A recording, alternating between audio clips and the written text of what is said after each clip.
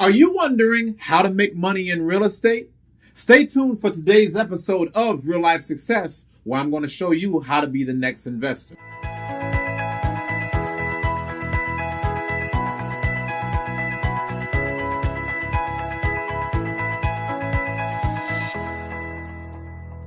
If you want to learn about real estate, watch this video and make sure you subscribe to YouTube for more videos on how you can become the next investor.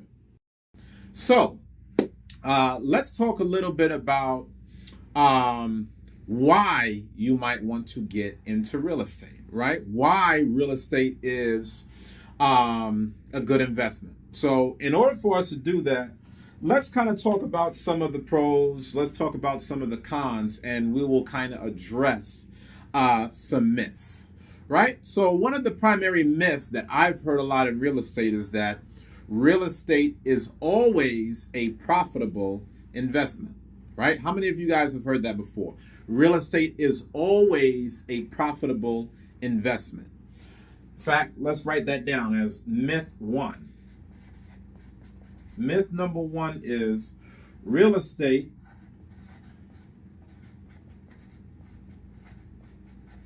is always profitable. We'll just put some dollar signs behind it now. Real estate is always profitable. Okay? That is a myth. Here's the reason why I say that that's a myth. Because how many of you guys witnessed the housing bubble that took place during the early 2000s, right? All the way from about, remember the 2008 recession? Remember how everybody went through that real economic crisis? Remember how the housing bubble took place around that time? So one of the things that you have to understand is that real estate is an investment just like any other investment. Meaning you have valleys, you have peaks, you have ebbs and flows. Sometimes you have an up market, sometimes the market is down, right? So one of the things that I want to kind of get your mind ready for already as a real estate investor is, don't go into real estate just thinking that all you have to have is a couple extra bucks to put down money on a property and then automatically you're going to be filthy rich, right? Let's just kind of burst that bubble now. There's money to be made in real estate. And obviously, I enjoy real estate as an investment vehicle, being that I have prime real estate in North Austin.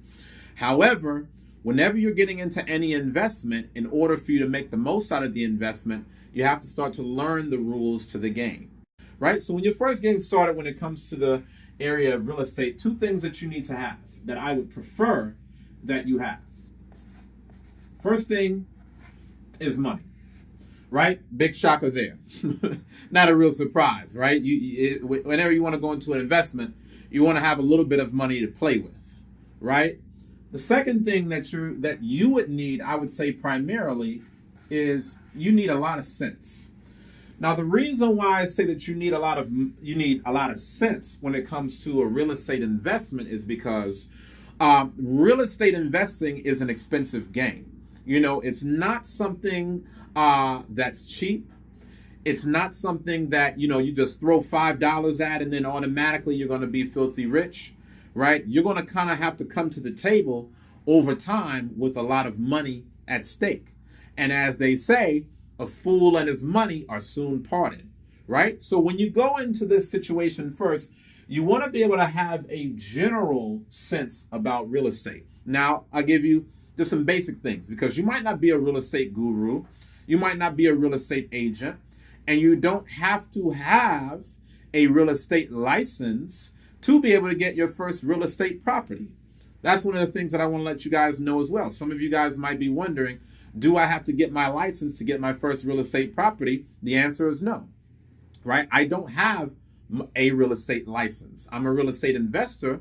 I'm not a real estate agent, right? So there's distinctions. Now, I know people that are real estate licensed as agents and they buy properties and they have certain advantages. But again, you want to make this investment work for you. So again, that's why I said you kind of need to have some sense. So here's what I mean when I say, you kind of need to have some sense. One of the first things that I would make reference to is you need to understand that in any real estate venture, it's all about inspecting the property, right? So you need to have sense when it comes to the inspections. This is going to be one of the number one most important things that you need to know when you are buying your first property, right? When you're buying your first property, first and foremost, as a tip, right, for some of you guys that are in my winner circle, we might talk a little about this in more detail. But for those of you that are first-time buyers, one of the things that you probably want to be aware of is you want to be able to start easy, right? You want to be able to start easy because when you start easy, that allows you to learn a lot of lessons on the cheap end that you would have learned a hard way with more investments, right? So, for example, if you've never bought a piece of property before in your life and you're thinking about buying a hotel, that will probably not be the best first investment. You know, for a lot of you guys that are just getting started, you know, I encourage a lot of you guys to get started at a level of maybe a duplex, you know, maybe a triplex, depending upon, you know, how much of a manager you are. You know, you have to have, you can get a fourplex. But the higher up you go, the more you have to have a lot of real estate sense, right? You don't want to be a newbie in the real estate game and then you have this huge hotel. You know what I mean? You have this huge hotel chain. You have this huge, you know, multi-story complex. You own this huge loft, but you've never dealt with one tenant. You've never handled one lease. You've never handled one repair.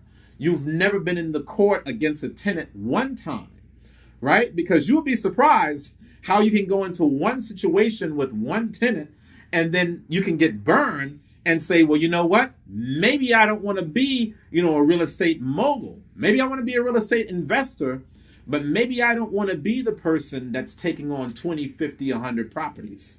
The reason why I want long-term tenants is because remember what I said earlier, guys, when it came to the two things that you need when you're getting started in real estate, money and sense, right? You have to have the sense to know that real estate investing is going to be expensive. So you got to lower your costs. You got to think about, how do I keep my costs as low as possible? Unless you're filthy rich and you're coming to the table with $100,000 ready to just put down on the down payment, put down on upgrades, put down on repairs. If you're not balling like that, that means that you need to go into a low cost effective option that will keep things as steady and as copacetic as possible. That's why you want to go with the long-term tenant. You go with a long-term family tenant, and that means, you know what? You don't have to always do renovations. It points back to this, guys. That's what I'm saying. When you have a short-term tenant, right? Let's say that you have a type of housing structure where every semester a different tenant is coming in. Every year a tenant is coming in. Guess what that means for you? That means that every time one tenant left, you might have to be looking at replacing carpet. Every time that one tenant left, you might have to be looking at redoing the paint, right? You might be having to do upgrade appliances. People can come into your property and mess all types of stuff up when they're a short-term tenant. And that's one of the reasons why you may or may not want to be an investor in Section 8 properties. Because, you know, some of you guys might be thinking, okay, well, Section 8, the government is giving me the check, so that way it ensures that I'm always getting paid. Well, yeah, the government's giving you the check, but you're having to take care of a lot more renovations and repairs. Because of the fact that people that are in the property, they don't always have, I should say, the same level of care as other demographics, right? Just being honest with you guys, just being 100% real. Right? So ideally, very first time starting off, if you're going on residential, the reason why I got into a location that gives long-term tenants is because for me, I don't want to have to go from year to year to year trying to impress different people, right? If I get one family in there long enough, I can just put a lot of my front renovations in up front and they will stay for years at a time with limited need for renovation or repairs. They will stay from year to year, and they'll be fine with the carpet. They'll be fine with the windows. They'll be fine with the paint, right? Because they'll be changing things around themselves. These are all things that you want to keep in mind as you are looking for your real estate investment, as you are looking to make a decision.